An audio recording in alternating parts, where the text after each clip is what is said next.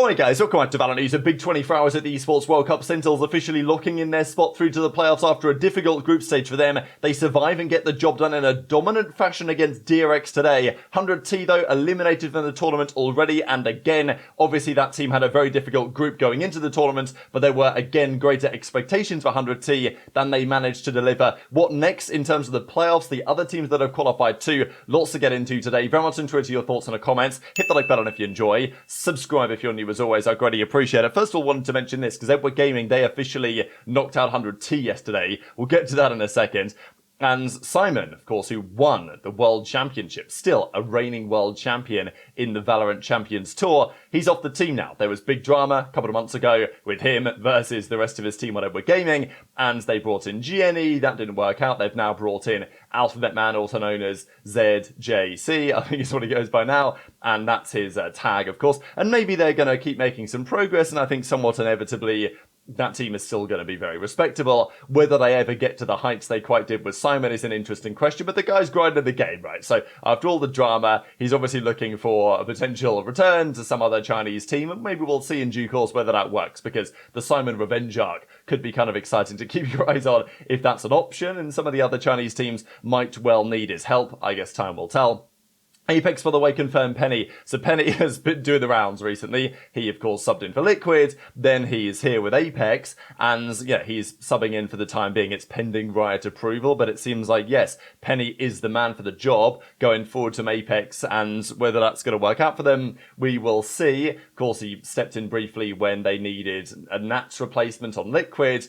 Then when Nats was back, Penny was believed to be, at the time, a substitute for the team, but that's not ever how it worked out. But he's got an opportunity in Europe, so I think that's pretty exciting to see for him as well. Yesterday, let's just get into the World Cup. Big results went down. We're going to start pretty much with 100 Thieves, right? We did see Sentinels. They got the 2-1 win against XLG. They just about closed it out and got over the line. Wasn't clean, it wasn't easy, but they got the job done.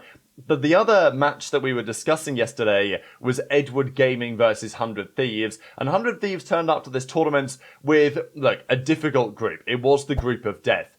But this 100T team, again, just fails to deliver every time. Like, they just never... If there's any tournaments that you're going to find a way through, you're going to find a way to get through the group and, you know, make a run. Kind of like what NRG did. I'm not saying NRG had the craziest group ever, but NRG turned up, they smoked Heretics, they smoked RRQ, and they got through to the playoffs without any difficulty. Like, and that's an NRG team fresh off a recent change. This is a 100T team with years pretty much of, you know, with the occasional up, but, you know, mostly just years of underperformance and frustration for the fans.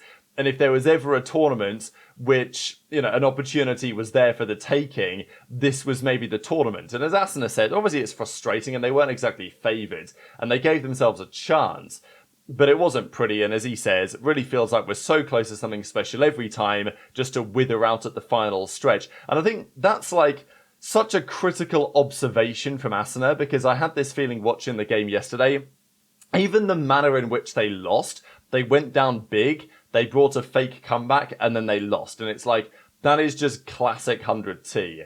Ridden all over. And if it had gone to overtime, you got any faith in 100T winning it? I wouldn't have. So I think this is an interesting observation from Asuna. He says, I've got to bounce back for stage 2, will be better. It's obviously a frustrating loss. I don't want to criticise them too heavily just because who knows what the teams in their group could do. They lost to Fnatic in a best of 1. It was a close one at that. And Fnatic, obviously we know how good they are.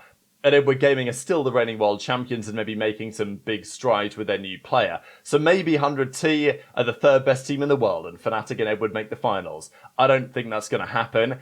But the concept of 100T withering out, and I mean, that implies mentally collapsing to some degree, is a massive problem, and it's not something that they've been able to resolve recently. So as Creo says, you know, 1-2 versus EDG, always embarrassing to bomb out of events. Looking forward to stage 2. So, but look, if stage 2 doesn't go to plan, serious changes are going to be made at 100T. There's no doubt about it. Even this and Mikhail I thought was kind of funny. Congrats to 100T for showing their strong moral stance against the World Cup, because they decided not to show up, and they still took home 15 grand, but they bomb out of the tournament in dead last place. So this was that game against Edwards. They lost 2-1. They actually won the Haven 13-11. It was a really back and forth second half, but they did win it 13-11. They then lost the Sunset 13-7, and then the Ascent decider was a 13-10. As I say, you just can't afford to lose that many defensive rounds, really, on the Ascent. They lost 7-5, and yeah, they lost a couple of pistols, and that was tough. And, the first map, they lost both pistols.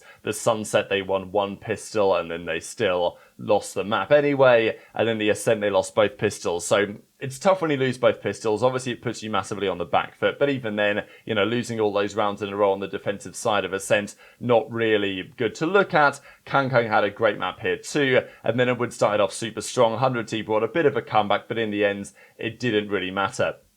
Heretics just about got over the line against Titan Esports Club. They got a 2-1 win here. The Icebox was 13-10 to TEC. Then the Haven, they bounced back with a 14-12 overtime banger. And then after that, they'd kind of mentally broken TEC, even though they won the pistol at that point. Team Heretics ran away with the map. So, yeah, they survive. It wasn't easy by any means, and we'll see how this looks in terms of the entire bracket in a second. But obviously, there was going to be some reaction to the elimination of 100T, as Sentinels say, with nobody destroying the key. If you guys are unfamiliar with this, how it works, right? So when you beat a team on the stage, they put their key to the trophy kind of thing up on the stage, and then they're able to destroy it, right? So the team that they beat, they destroy it. They did this last year. Last year they did it backstage behind like a glass or like a, plexi, whatever, barrier, so that it wouldn't affect anything or it wouldn't explode. But I guess they've done enough testing to be confident that it's not going to explode anywhere and send shards flying.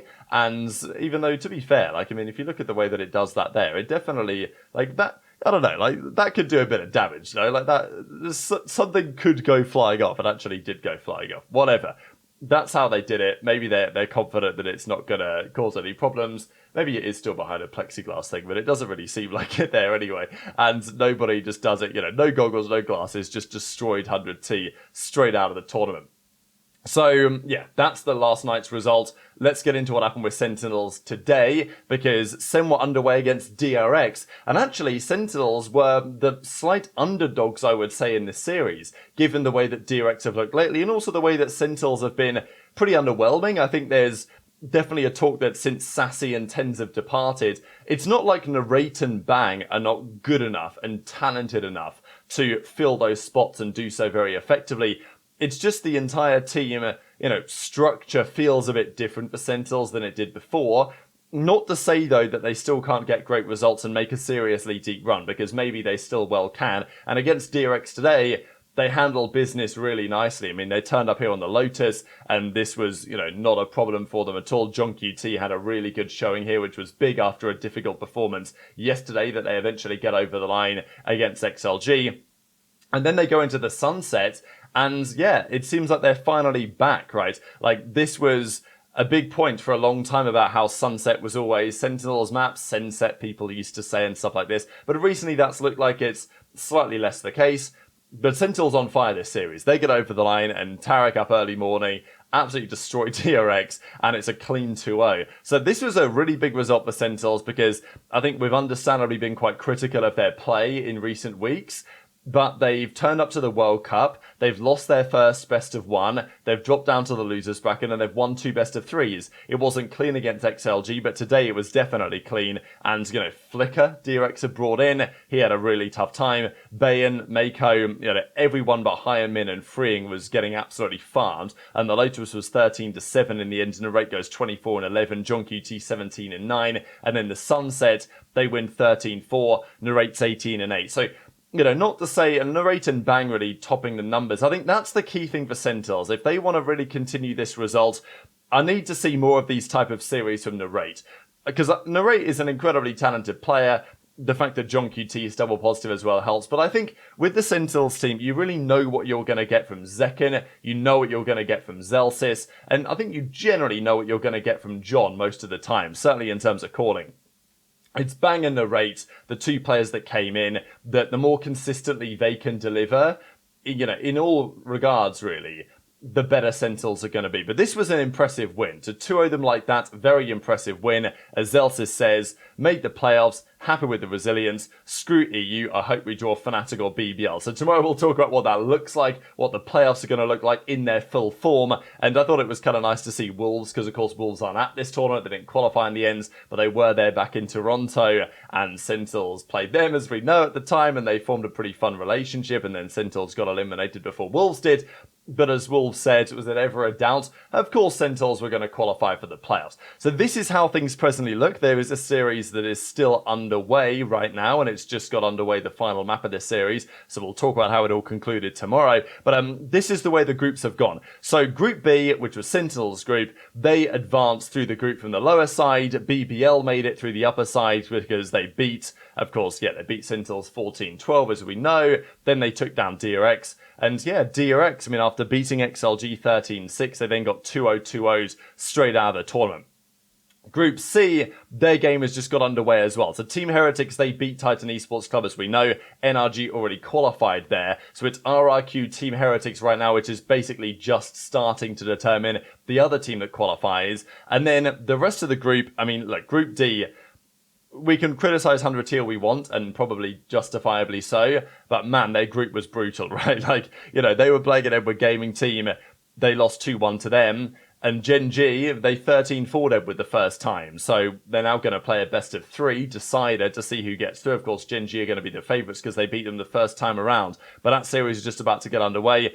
And even if 100T beat Edward, would they have beaten Gen.G? Very, very unlikely. But, the fact that they didn't really put up too much of a fight will be somewhat concerning. And as we say, the manner in which they lost was definitely a frustrating one again, which would be no surprise to Thieves fans. So, yeah, PaperX made it through. Who knows who it's going to be right now. The first couple of maps here, Carmine Core won the first 13-5. Then Lotus was just won by Billy 13-11, despite multiple opportunities for Carmine Core here to get over the line. And now on the Sunset, it's currently 5-3. So who knows who makes it through there? That's a really important one. See if we can get a Chinese team. Two Chinese teams potentially could make it through to the playoffs, and then tomorrow we'll see what the playoffs look like and where we go from here. So very much on Twitter your thoughts on all of this stuff in the comments. Hit the like button if you enjoyed, subscribe if you're new, take care, and I'll see you next time.